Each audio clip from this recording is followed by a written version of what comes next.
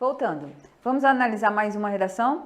Observe como cada redação é uma surpresa, né? Então a gente só precisa entender que a gente precisa responder o que a banca solicita. Então vamos observar, de olho aqui na tela. Este tema também é da Universidade Federal do Paraná e foi de uma prova de 2018. Então olha o que vocês devem prestar atenção aqui. Então nós temos aí, olha que diferente em relação à redação anterior. Então quando você analisa, primeira coisa, a gente vai lá para o tema. Olha o que a gente tem de fazer. Escreva um texto refletindo sobre o que os gráficos mostram. Quando a banca fala refletindo, é a mesma coisa de ela dizer posicione-se. Então, faça uma reflexão. Então, faça uma reflexão, é a mesma coisa. Dê a sua opinião. Então, eu preciso fazer uma reflexão. Agora, é para eu fazer só uma reflexão? Não, ela falou o seguinte, seu texto deve, prestem bastante atenção nesses comandos. Primeiro, contextualizar o assunto. Quando a banca fala contextualizar, você tem a liberdade de escrever, ler o texto e contextualizar como aquele anterior, só que aquele não falou para você contextualizar os fatos, diferente daquela redação anterior. Contextualizar o assunto, faça uma breve explanação do assunto, só que olha o que é importante. Ser autônomo, ou seja, você deve trazer as informações para o leitor que não tenha tido acesso à imagem. Então, preste atenção, você tem de mostrar, na primeira parte, você tem de ler com bastante atenção o que está escrito aqui, e você tem que mostrar isso dentro de um texto para a pessoa que está lendo, sem que a pessoa tenha acesso àquelas informações. É como se o seu texto, com a banca, como não? O seu texto tem que ser autônomo, ele sozinho tem que apresentar toda a análise desses textos. É como se a pessoa conseguisse ter esses textos, ler o seu texto, imaginando os gráficos. Então, pronto, a gente já sabe que a gente precisa contextualizar e a contextualização, ela tem que ser feita dessa forma. Então, esse segundo pontinho é uma explicação de como tem de ser o número 1. Ok, então, esses dois pontinhos iniciais são a mesma coisa. Agora, vamos lá, apresente um posicionamento. Então, você sabe que você precisa mostrar um posicionamento. É bom, é ruim, só que você tem que apresentar um posicionamento nos dados apresentados. Então, você tem que pegar um dado do texto e colocar um posicionamento. Então, preste atenção, posicione sobre um dado. Mencionar dados extraídos dos gráficos. Olha, no seu texto tem de haver menção aos gráficos. E olhe essa redação, você tem de ter no mínimo 8 e no máximo 12. Então, é bem objetivo, é bem conciso. Você tem que exercer o poder da concisão, ser breve. O que é concisão? Ser breve e, claro, ainda tem que haver clareza. Clareza é ser, vamos dizer, entendido de forma rápida, direta, objetiva, não é isso? Objetividade, as duas palavras estão interligadas, né? Então, você tem que ser breve, objetivo e claro. Você tem que fazer com que a pessoa entenda o seu texto. E aí, você vai analisar comigo aqui os dados. Então, vamos dar a lida. Os gráficos abaixo relacionam aspectos sociais e econômicos que evidenciam a desigualdade de gênero. Então, desigualdade de gênero é o tema que você já sabe. Desigualdade de gênero, bem como a diferença entre a população branca e a população preta. Então, a desigualdade de gênero que evidenciam a diferença. Primeiro, eu vou falar sobre a desigualdade e a diferença entre a população branca e a população preta ou parda. Então, o assunto é esse aqui, certo? Então, esse aqui é o tema da nossa redação.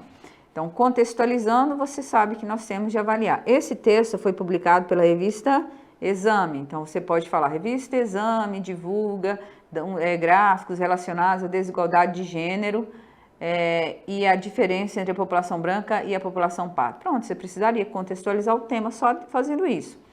E aí, olha aqui, ó, desigualdade de gênero no Brasil em 2016. Aí ele coloca taxa de frequência escolar, proporção de adultos, preste atenção nos dados apresentados, tempo que a gente tem que citar, presença política na Câmara, estão vendo que as mulheres são minoria?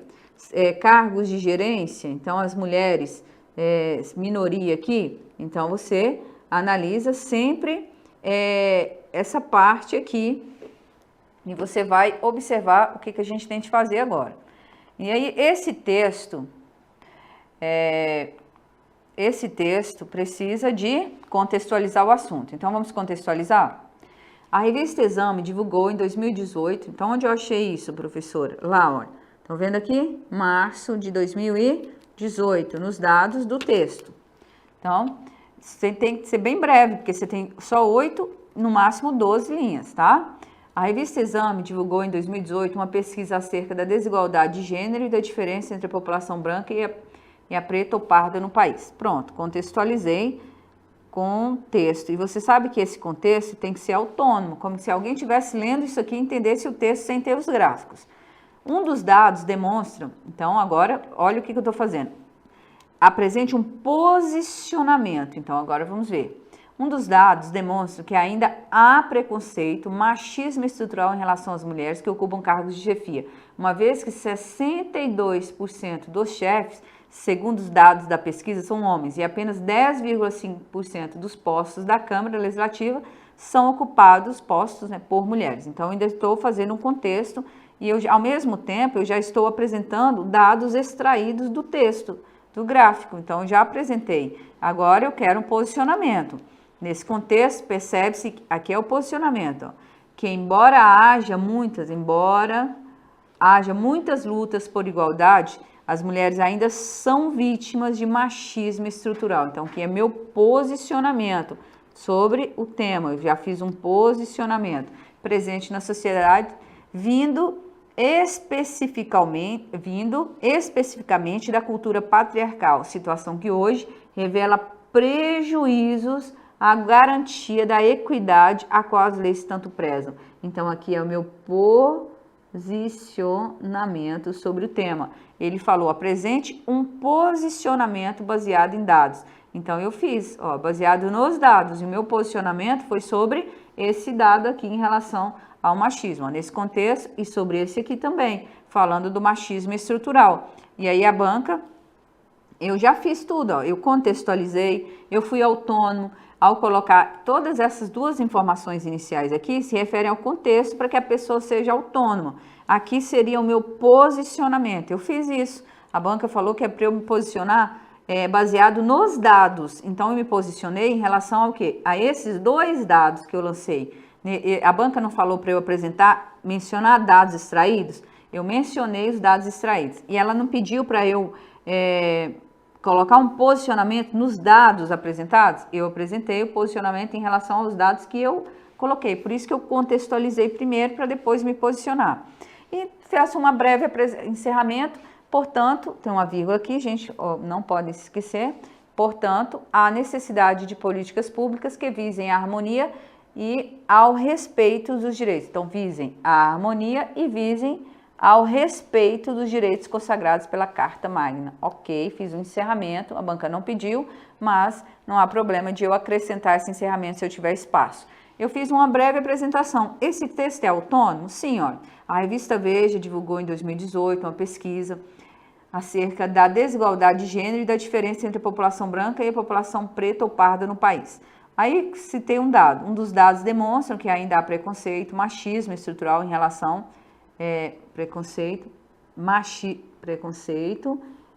machismo estrutural, vírgula, coloca uma vírgula aqui, em relação a mulheres que ocupam cargos de chefia, uma vez que 62,2% dos chefes, voltando aqui, 62, eu tirei o dado, 0,2% dos chefes, segundo dados da pesquisa, são homens, e apenas 10,5% dos postos da Câmara Legislativa são ocupados por.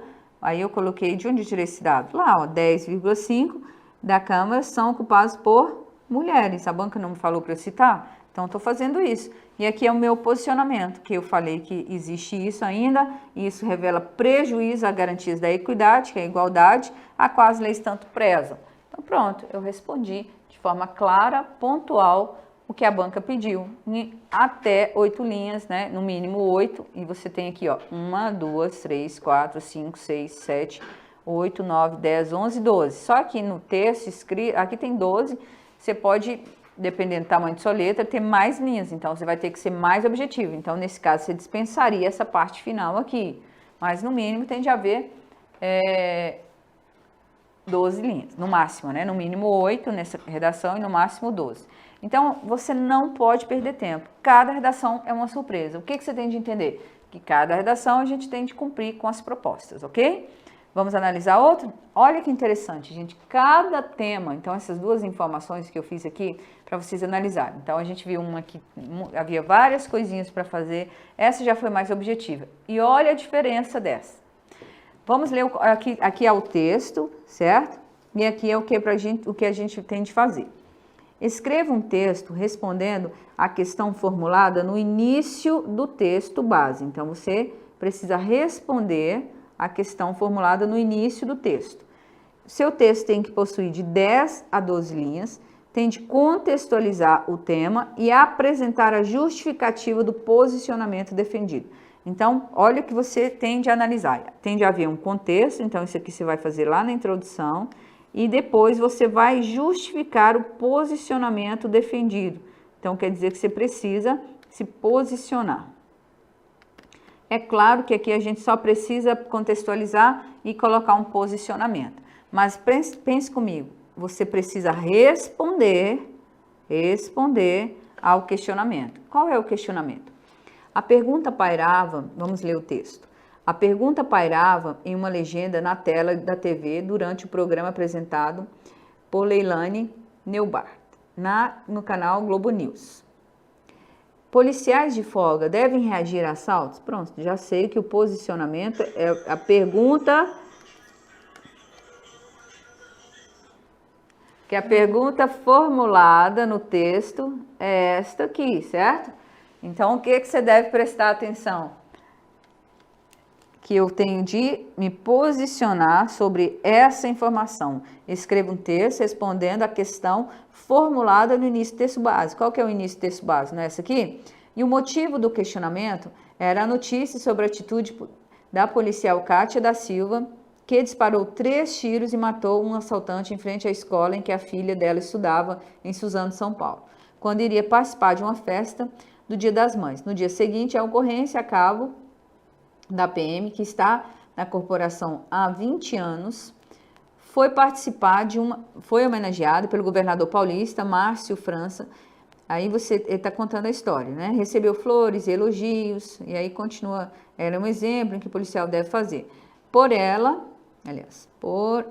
pela sociedade, pela própria filha, disse França. O secretário da Segurança, reforçou que as palavras do governador, ao afirmar que ela agiu corretamente, seguindo o protocolo da PM. O secretário aproveitou para lembrar que a população em geral não deve reagir a tentativas de assalto. Dentro dessa premissa, parece perfeitamente legítimo que um telejornal questione se um policial de folga deve seguir a recomendação que vale para a população em geral ou reagir, né? Que vale para a população em geral ou reagir. Ficou bem estranho isso aqui. A reação de muitos dos telespectadores não foi responder à pergunta e sim criticá-la com veemência, como se o assunto não pudesse ser nem sequer debatido entre os internautas, que está bem pequenininho aqui, né? Entre os internautas que aproveitaram a manifestação a oportunidade para manifestar sua visão maniqueísta, né, que ou seja, torcer de um lado só a ação deles que são certas, visão maniqueísta, está a âncora do SBT Brasil, Raquel Sherazade, para quem a pergunta é estúpida, né, e aí a banca começa a contar as histórias, que até agora a gente já viu que a gente tem que se centrar em responder ao agravo aqui, a relação apresentada aqui na primeira parte. E aí começam a adiantar, você vai ler com calma em casa, direitinho, mas para adiantar a minha explicação, eu já vou te dizer que nós temos já as informações possíveis aqui. Então, nós temos um caso, o exemplo de um caso da policial que reagiu a um assalto quando ela estava de folga, não é isso? E aqui conta a história da reação a esse posicionamento dela, tal. Vocês vão ler direitinho. E não se esqueçam de responder isso de forma bem pontual. Agora vamos lá. Escreva um texto respondendo a questão formulada no início do texto base. Qual que é a questão formulada no início do texto base? Policiais de folga devem reagir a assaltos? Essa é a questão. Eu vou sublinhar aqui, vou colocar de outra cor, para vocês entenderem que a gente vai se posicionar sobre essa informação. Só que você tem de se posicionar porque existe uma polêmica aqui, né, que foi gerada aqui, né, a informação, tanto é que no final ele coloca, a pergunta exibida aqui, ó, a partir daqui, a pergunta exibida no noticiário nem mesmo tocava no ponto crucial da ação policial, se ela deveria ter atirado com a intenção de matar, como fez, ou tentado desarmar o assaltante, que, segundo ela, já havia efetuado 2 disparos. Também não se indagou se cabe ao governador do estado homenagear o policial pela bravura, mesmo fora de serviço. A questão era simples, sem viés ideológico, sem qualquer apologia a fazer justiça com as próprias mãos ou condenação ao uso de letalidade policial. Por isso mesmo, parece ser formulada. Parece não, perguntar não ofende. E aí você analisa que isso aqui foi divulgado pela revista Isto É, tem uma característica de editorial, né, que é tem característica de texto informativo, mas que ao mesmo tempo tem uma crítica aqui. E aí você analisa a estrutura. Policiais de folga devem reagir a assaltos?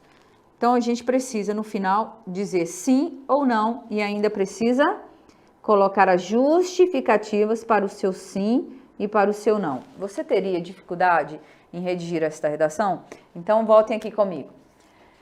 Eu vou parar o vídeo para não quebrar a explicação desse texto, que ele é bem interessante, e daqui a pouco a gente volta e eu explico melhor, tá bom? Fique aí.